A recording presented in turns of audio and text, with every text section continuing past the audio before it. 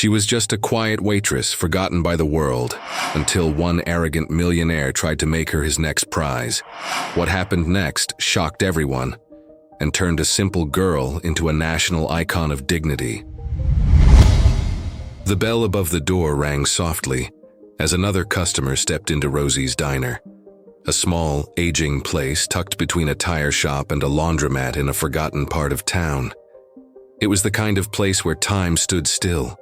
Booths with cracked red leather, faded photos on the walls, and a smell of coffee that never quite left the air.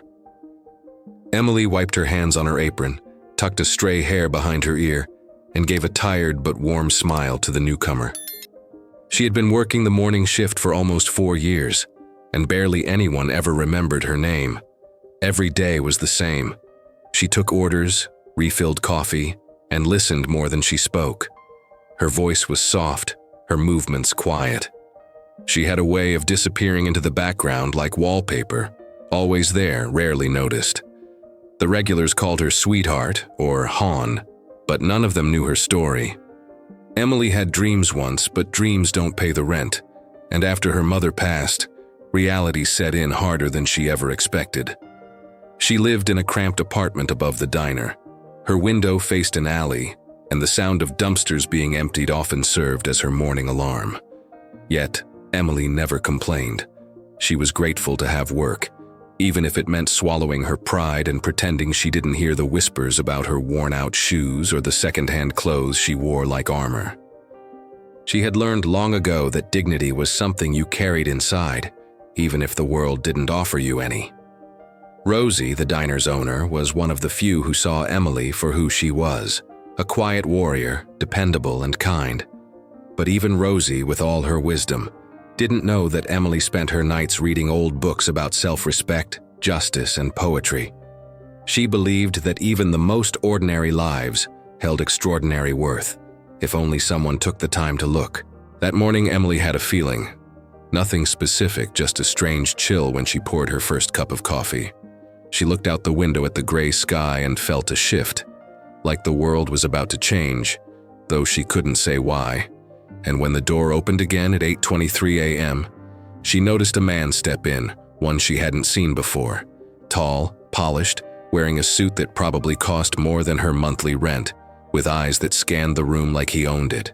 Derek Westfield didn't belong in Rosie's diner, and everyone knew it. Even the cook paused for a beat when he walked in. But Emily didn't flinch. She greeted him like she did everyone else, offered him a seat by the window, and handed him a laminated menu that had seen better days. "Coffee?"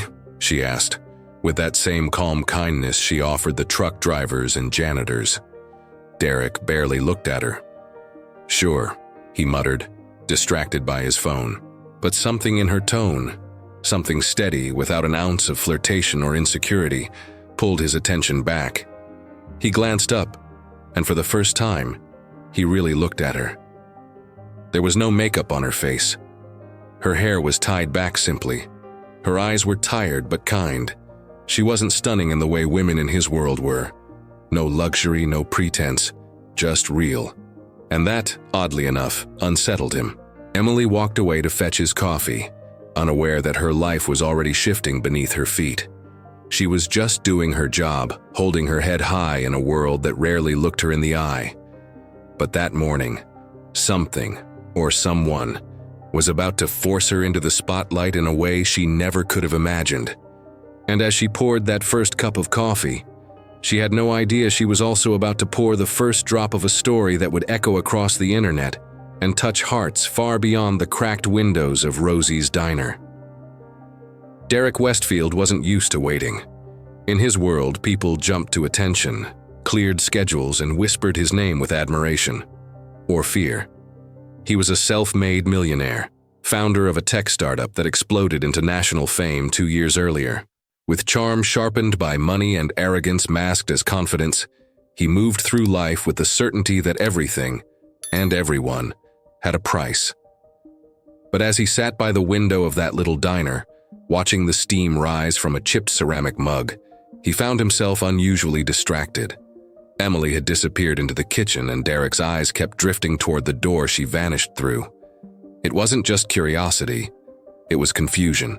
Most women he met laughed too loudly at his jokes or leaned in a little too close. Emily had done neither. She had treated him like anyone else. Worse, like he didn't matter. When she returned, he tried again. "You don't get many people like me in here, do you?" he said, smiling as if he were granting her a rare treat. Emily didn't blink. "We get hungry folks, doesn't matter what they wear." Her words were soft, but they landed with weight. Derek raised an eyebrow. That was new. He ordered eggs, bacon, and toast, and asked her name. She hesitated for a second, then said, "Emily." No last name, no flirtation, just Emily. He liked the sound of it and the way she said it. Firm, not shy. It sparked something in him, something he hadn't felt in years. The thrill of being challenged. For the next hour, he stayed longer than usual, pretending to answer emails while secretly watching her work. She moved from table to table with effortless grace, offering smiles, picking up messes, remembering orders by heart. She had no idea she was being studied, or if she did, she didn't care. Later that afternoon, he returned. No appointment, no reason. "Forgot something," he lied, sliding into the same booth. Emily wasn't impressed. "We close at 6, she said, wiping down a nearby table. Still, she brought him a fresh cup of coffee, without asking. By the third day, the cook raised an eyebrow. "He's back again," he whispered to Emily, who shrugged. "Must like the coffee." But inside, she felt uneasy. She didn't understand men like Derek. Not really. He was too polished, too eager to be noticed, and something about his smile felt transactional. Derek, meanwhile, was enchanted, not just by her looks, though there was something magnetic in her simplicity, but by the fact that she didn't try to impress him. He couldn't remember the last time a woman didn't want something from him. On the 5th visit, he left a $100 tip on a bill that barely reached $12. Emily picked it up, walked over, and placed it back in his hand. "I work for a living," she said gently. "Please don't try to pay for my dignity." The diner fell silent for a heartbeat. Derek stared at her, stunned. No one had ever said that to him. No one had ever dared. And for the first time in years, he felt something more than admiration or desire.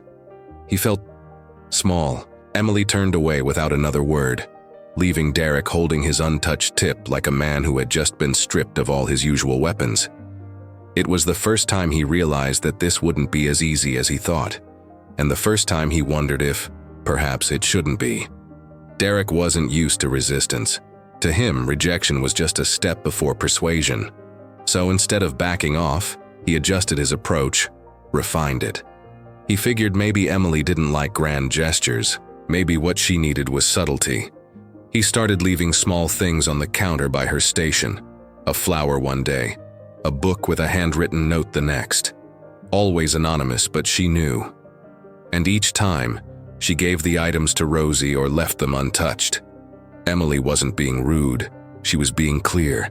In her world, kindness wasn't currency, and favors weren't debts. She had learned early on that when people like Derek offered something nice, there was usually something ugly waiting underneath. But Derek was persistent. One rainy morning, he waited outside the diner in his car. When he saw her arriving, hood up, soaked to the knees, he stepped out with an umbrella and called her name. "Let me walk you in," he said with a smile that had won over boardrooms and billionaires. Emily looked at him, rain dripping from her eyelashes. "I've walked through worse." And she stepped past him, soaked and shivering but proud. Derek stood there confused. He wasn't being cruel, wasn't this kindness? He started showing up with coffee from expensive shops, offering to replace her shoes, saying things like, "You don't belong in a place like this." But Emily didn't want to be rescued, she wanted to be respected. And Derek couldn't understand the difference. "Why do you hate me?" he asked one day, half joking but half serious. Emily stopped what she was doing and looked him straight in the eye. "I don't hate you," she said softly. "I just don't need you." Those words lingered longer than any insult ever had. Derek began to question himself. Was he doing this for her or for him? Was this about love, interest, or ego? His friends, when they heard about her, laughed. "She's a waitress, man. You're a millionaire. Move on." But Derek couldn't. There was something about her, something untouchable, and that made her all the more irresistible. Still, every attempt he made seemed to push her further away. She didn't get angry, didn't yell. Her silence was louder. Her quiet no had more power than any scream. And that began to unsettle him more than anything else. Emily, meanwhile, grew tired of being watched, of dodging gestures that others found flattering, but she felt as pressure. She didn't want to be a project, a prize, or someone's redemption arc. She just wanted peace. She had built a quiet, steady life, and she didn't need someone with a god complex trying to rewrite her story. But Derek wasn't done. Not yet. And the next thing he planned would test not only her patience, but her principles. He was about to cross a line, a public one, without realizing that it would be the beginning of the end of the man he thought he was. Derek had always believed that persistence was a virtue. In business, it had brought him everything: deals, respect, wealth. But when it came to Emily, his persistence was morphing into something else, something darker. Each rejection only deepened his fixation. She had become more than just a waitress to him. She was now an unsolved equation, a mirror reflecting the parts of him he refused to see. He stopped going to other cafes. He rearranged meetings just to be at Rosie's during Emily's shift. He sat in the same booth, wearing different suits but the same expression, half smug, half desperate. His phone stayed on the table, but he rarely looked at it anymore. His world had narrowed to the four walls of that diner and the quiet girl who still refused to be impressed. Emily noticed. Of course she noticed. The way he tracked her with his eyes, the way his smile faded every time she passed him without a word. At first it was annoying, then it became uncomfortable, and finally, it became alarming. She tried to brush it off, told herself he'd get bored eventually, that he was just another rich man playing games. But something about Derek didn't feel like a game anymore. There was a weight behind his presence now, a tension that didn't belong in a place filled with jukebox music and the scent of old grease. Rosie pulled her aside one afternoon. "That man. Is everything okay, honey?" Emily hesitated, then nodded. "He's harmless," she said, though she wasn't sure anymore. Derek began asking questions. "Where do you live?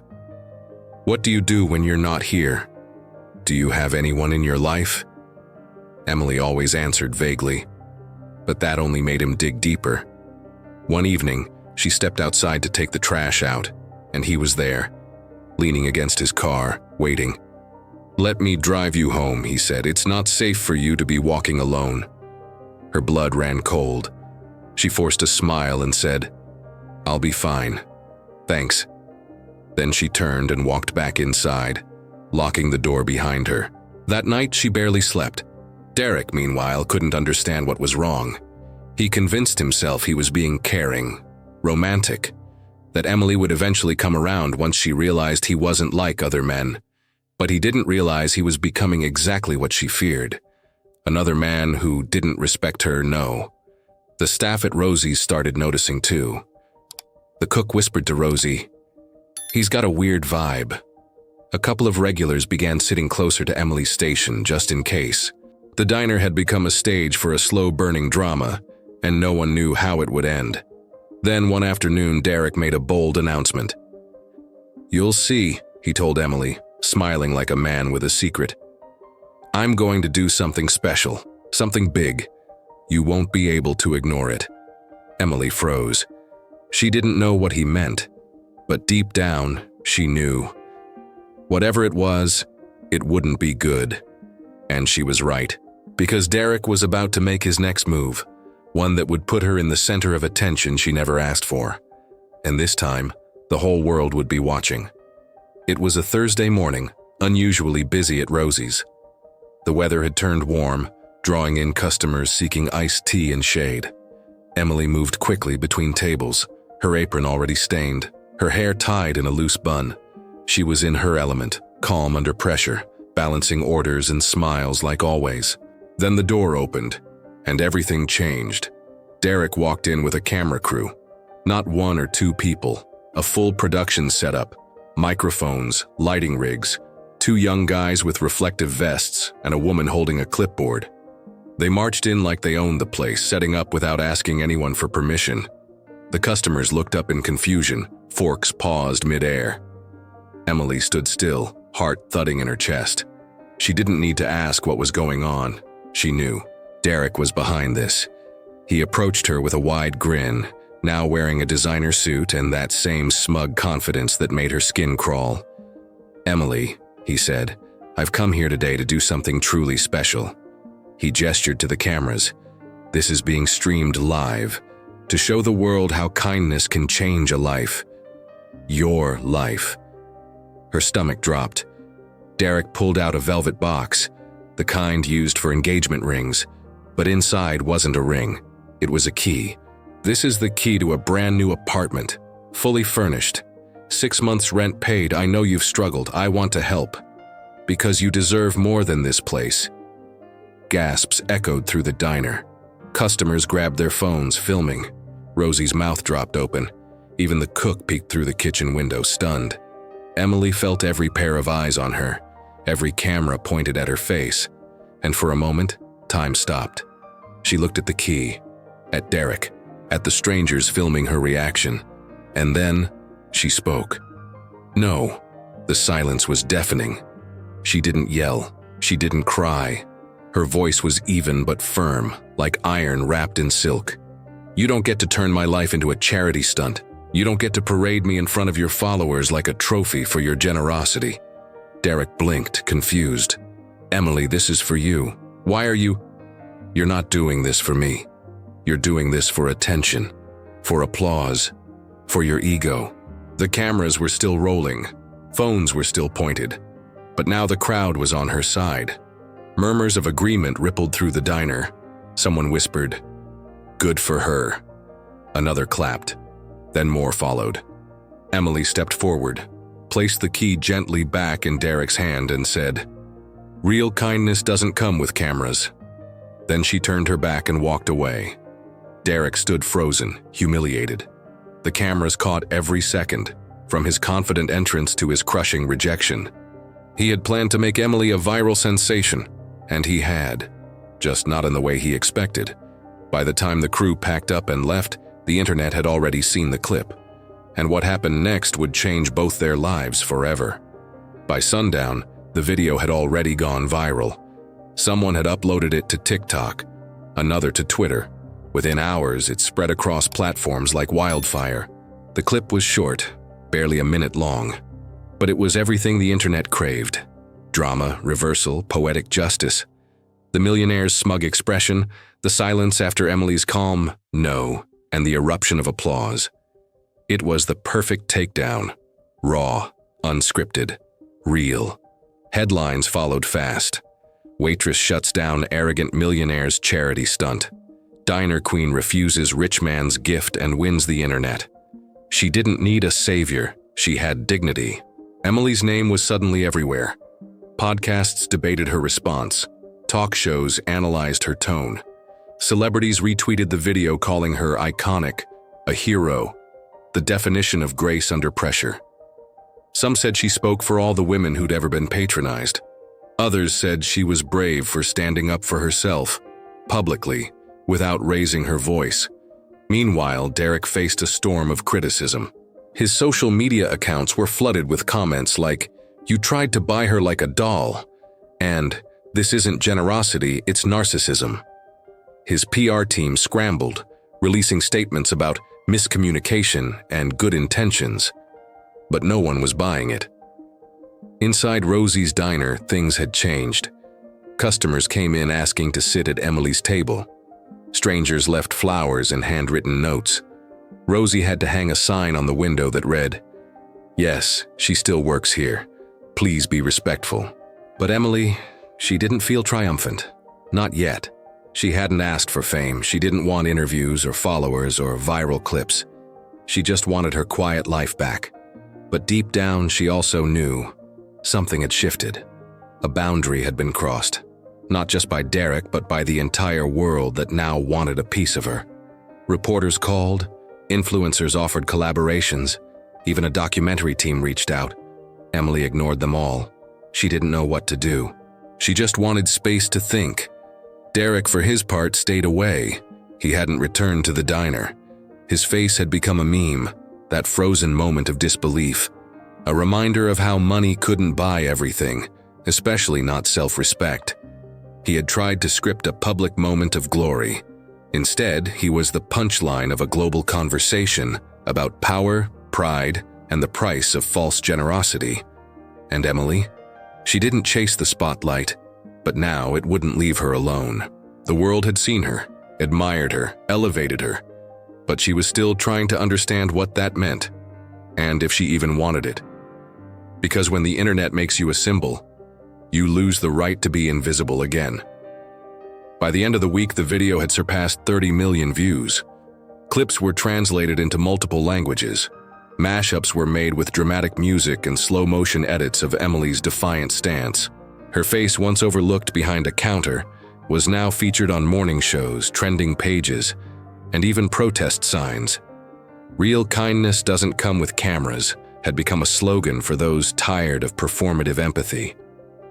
Emily woke up to hundreds of messages each day. People shared stories of similar experiences. Women who were talked over, judged, belittled for refusing help they never asked for. Some were inspired. Others were angry, not at her, but at the world that tried to define a woman's worth by how gracefully she accepted what she didn't need. Rosie sat beside her one night after closing time. "I know you didn't ask for this," she said gently, "but the world sees something in you, sweetheart. Maybe it's time you start seeing it too." Emily didn't answer right away. Her hands trembled as she opened an envelope someone had left at the diner. Inside was a note. "Thank you for reminding me that I'm not broken just because I say no. You changed my life." It was then she realized this wasn't about Derek anymore. This wasn't even about her. It was about something bigger. About women who had been silenced. About dignity in a world that often mistook submission for grace. So she made a choice. Emily filmed a short video in her living room. No makeup, no lights, just her. She spoke softly but clearly. "I never meant to go viral.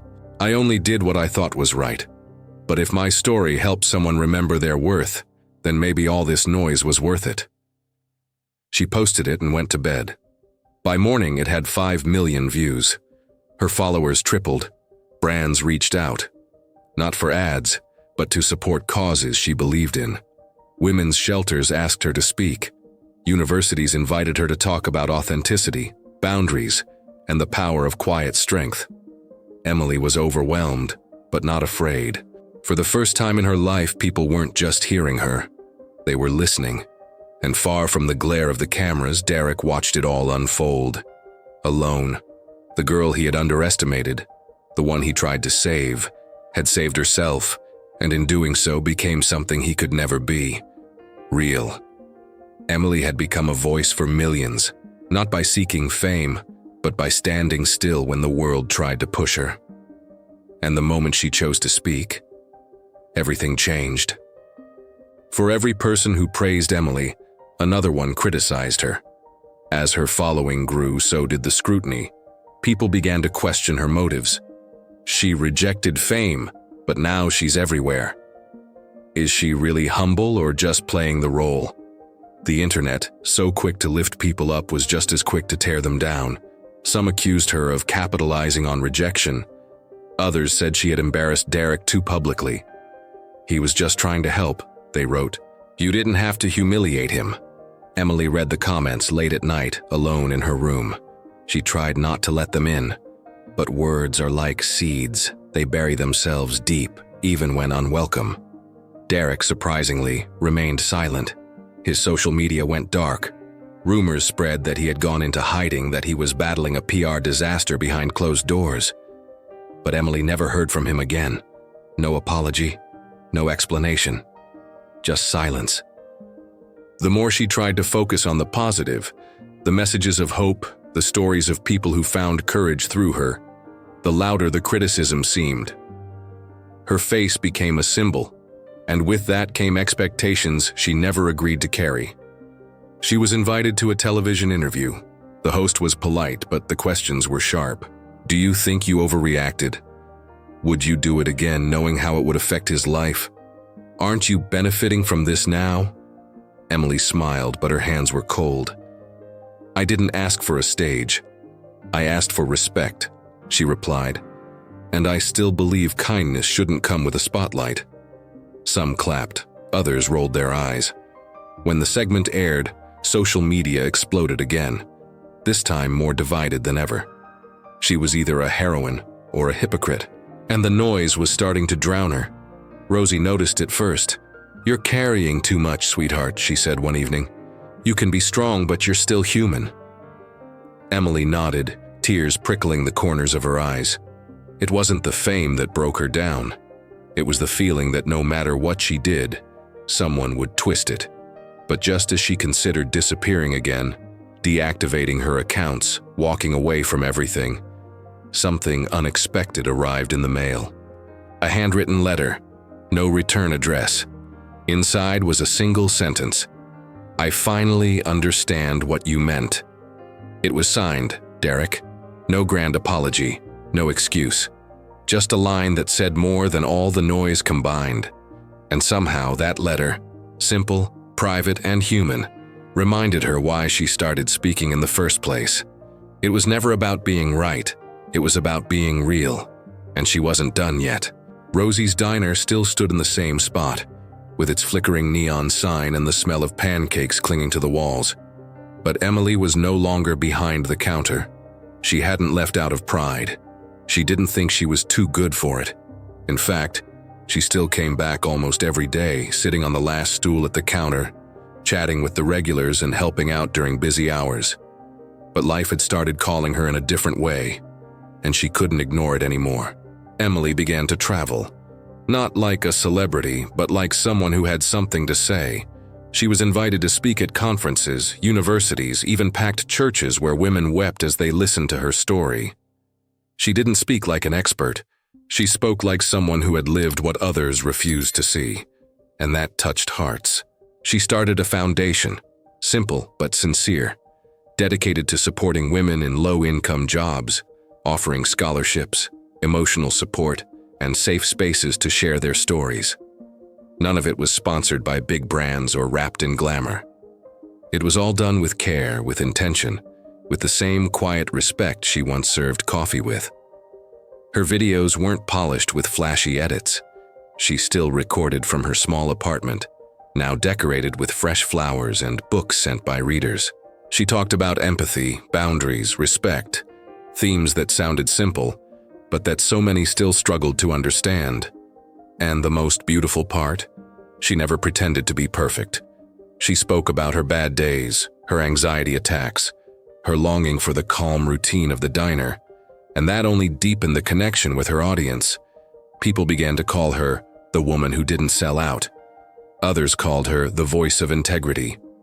To many, she became a symbol of what it means to keep your soul intact in a world that tries to buy everything. And though the path was new, her heart was the same.